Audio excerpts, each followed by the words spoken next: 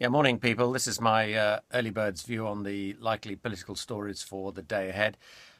I mean, very, very obviously, everything is going to be dominated by the situation in Sham.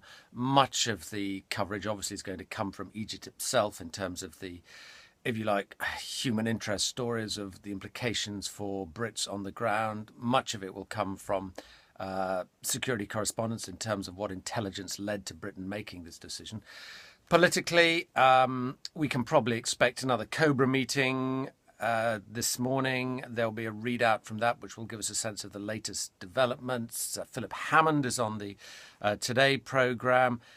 And then there is a meeting later today, awkwardly, between the Egyptian president, President Sisi, and David Cameron. President Sisi's here for a visit. And that, of course, coincides with the situation in Sham. That is going to be an awkward conversation, I imagine.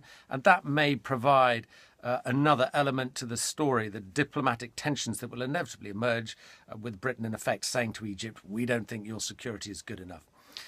Elsewhere, around midday, Mark Carney's giving his latest quarterly inflation report. Interesting because the last one before the autumn statement, anything he says about growth may impact on the Chancellor's thinking. And very lastly, much later in the day, we get the selection of the Labour candidate for the Oldham by-election. That, I suspect, will get some coverage because all eyes will be looking to see whether a left-wing candidate is imposed or whether it's a more mainstream candidate, amid claims that Jeremy Corbyn has been angling for a former Labour MP called Chris Williamson to get the candidature, because he campaigned for Mr. Corbyn during his leadership campaign. He's on the left of the party, and were he to get it, then that would fuel stories along the lines of, purge of the moderates, here come the Corbynistas. So that's the day ahead. But, of course, everything, I think, is going to be completely overshadowed by the Sham story.